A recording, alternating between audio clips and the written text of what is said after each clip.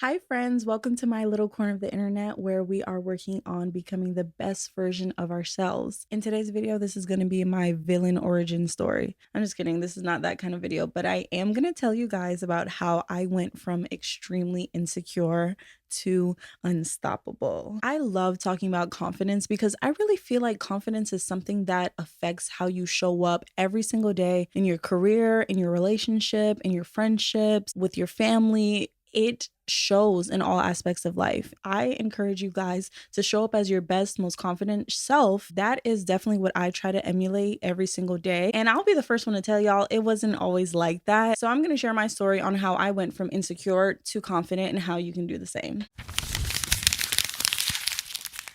Oh my gosh, do I want to expose myself by sharing pictures of when I was in high school? That's where this story starts. Grade school. I want to say around middle school, high school. That is when I was my most insecure. And I want to say, I don't think insecurity is something that we're born with. I think that's something that's either taught or developed over time because of external factors. In my case, it was the school that I went to. I went to school in one of the more higher middle class suburbs in Georgia. Things like fashion or how you presented yourself, your hair, and things like that were very important. There's a certain class system that plays into it because, for example, my family didn't have the money to go shopping every single school year or every semester, every season to get me the hottest new clothes and stuff like that. So I was probably wearing things that I wore the year before. And kids are mean, okay? Kids can be mean. If you didn't look a certain way or dress a certain way or have certain things and stuff like that, then you are definitely judged, I will say. I believe that was the start of my insecurity because as a kid, you don't know nothing different. Like, you don't know that it's not okay to shop at Walmart for clothes, or you don't know that it's acceptable or cool or whatever to wear certain things and not wear other certain things. So I didn't know any better. So getting clowned for wearing something, I'm just like, I'm wearing clothes. Like, what do you mean? So I didn't understand like the fashion and what was cool or whatever. So that's where the insecurity kind of started, because it's not like, oh, you can just go out and buy the clothes that will make you fit in or whatever. It's like, no, you got to wear what you got because your family doesn't have that. So what does that mean? You go to school and nobody wants to be your friend. It sounds so stupid, y'all. Now that I'm like just saying this out loud, this sounds very dumb, but put yourself in the mind of a 13-year-old, a 12-year-old, a 10-year-old, an 11-year-old, whatever. Kids are very immature, and that was just the reality. So when I noticed that I didn't look like the other kids, or I didn't have what the other kids had, it made me feel insecure about myself and what I did had. That can definitely breed insecurity in a young child, especially when you can't do anything about it, when it's out of your control. I feel like that's the most frustrating part. And then when you're young and a preteen and a teenager or whatever, you care about stuff that you obviously don't care about now. Like, I remember specifically one day this one mean girl said to me, she's like, "How many boys have a crush on you?"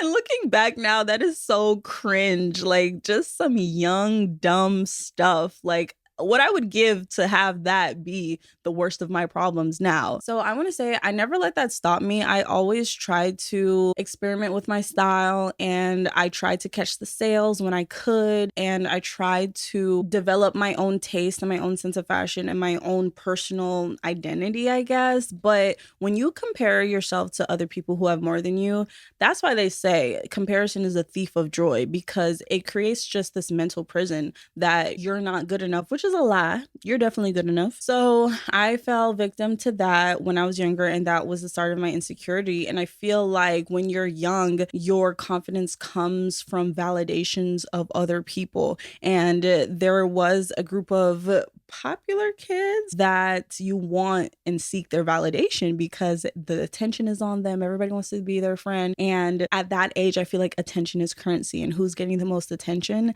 that's valuable. So that was really the height of my insecure era. I guess it just came from comparing myself to other people who had more than me. But the moment I stopped comparing myself to these people, it's kind of like a switch had flipped in my brain, because I just decided, why do I care so much about the opinion of these people who I don't even like? Even as a teenager, I had enough awareness to think, if you're the type of person who would go out of your way to make another person feel like trash because of what they have or don't have, you're not the type of person I want to be like. So that was definitely a turning point for my confidence, because I felt like once I started to feel good about who I was as a person, I was kind. I never let anyone feel left out. I stood up for people that others were making fun of or picking at, and I was never afraid to be by myself, eat lunch by myself. Once I got over the fear of being alone, and once I decided that I don't want to be like y'all, if being quote unquote popular, it means being nasty and rude to other people, I was like, I want no parts. And that was me as a child. And it really trickled into my college years, because I left the house as soon as I graduated from school, and I lived on campus, and I was by myself in a way bigger environment. I went from being the senior to being the freshman again. So from being the oldest in the school to the youngest in the school. So at that point, I had already decided that I don't care what people think about me. And obviously it helps being an Aquarius. We don't care about what people think about us. So I was able to stand in my truth and be myself. And that attracted the people who were meant to be in my life. When you're leveling up and you're becoming more confident, kill the idea in your brain that your confidence is going to come from other people. It's going to come from yourself. When you stop seeking external validation from other people, that's when you will be the most confident, because you're not worried about, oh, how will these people perceive me? You're worrying about, how do I perceive me? Is this something that I would be proud to tell my friends or my family or whoever? If you can look yourself in the mirror and you can say, you know what, I am a good person. I'm kind, I'm caring, I'm loving. Like, what are your values? What do you value? Do you value superficial things like how people look or how people dress or how much money they have? Or do you value actual character traits and morals and being a good person?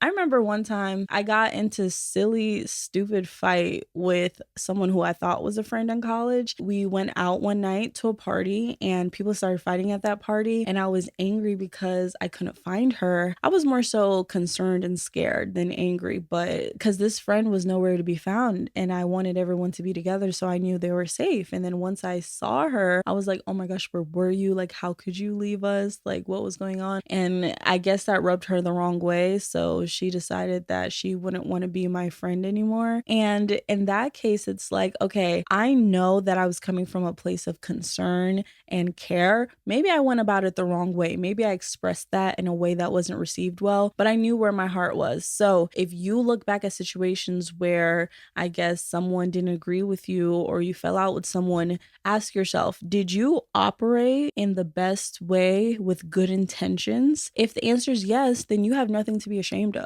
And I feel like it really boosts your confidence knowing that you have a good heart and you have good intentions for other people. That's how I had my biggest confidence glow up. I stopped caring what people think, affirmed myself that I am a good person and I wish good and I have good intentions onto others. If I had nasty things to say about other people or I wish bad upon other people, I would be looking over my shoulder too, because I would be like, okay, I don't have good intentions for people and I'd be talking about people, so they must be talking about me. It's kind of like you're looking into a reflection, into a mirror. So whatever you reflect or project onto the world, that's how you'll see it and that's what you'll get back. I have this quote, it's so cheesy, but I always say, see the good in everything and everything you see will be good. I like to look at the glass half full. I'm definitely an optimist. I'm definitely positive. I'm definitely always like rainbows and sunshines and cherries. And I feel like that has made me show up more confidently because I'm just proud of the person that I am, the person I've become, and my values are rock solid. So that's unshakable. So if you're feeling insecure and you're feeling like you don't like the way you look, we all have our insecurities. Whatever you don't like about yourself, start from a place of love. One, look at yourself from a place of love. So affirm yourself that you are a good person, that you have a good heart, you want nothing but good for yourself and you have good intentions, and then reflect that onto other people. No matter how wrong someone has done you, no matter what they do that affects you negatively, no matter how much they don't consider you or they do stuff you don't like, whatever, always be graceful. Always give yourself grace, give others grace. And I feel you will show up more confidently. I feel like that glow, that confident glow, it starts from within. And if you are a nasty person on the inside, it's going to show outside. And even if you're beautiful, but you're still a nasty person on the inside, those people are the most insecure because they know how they are and they expect other people to be like that as well. But when you're a good person, you can see the good in people and you kind of expect that more than you expect the negativity. So that's always been my philosophy, and it's worked so far because now when I show up to that job interview, when I walk into that bar, that party, that event, when I greet my friends, whatever, I'm not thinking there's any hidden malice or reading between the lines or wondering how people see me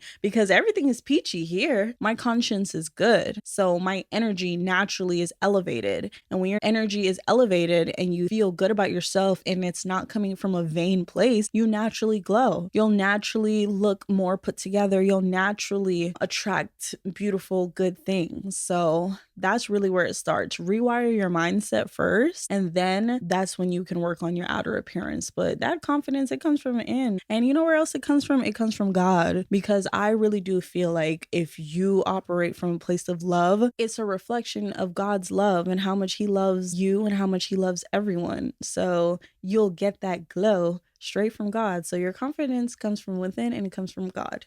All right, y'all, that is all I have for you today. I really hope you enjoyed this little chit chat. Thank you so much for watching. Don't forget, if you enjoyed this video, please give it a big thumbs up because it's free and it's the best way to support me. And let me know, how did you gain confidence? How did you overcome insecurity? Let me know in the comments, and I will see you guys in the next video.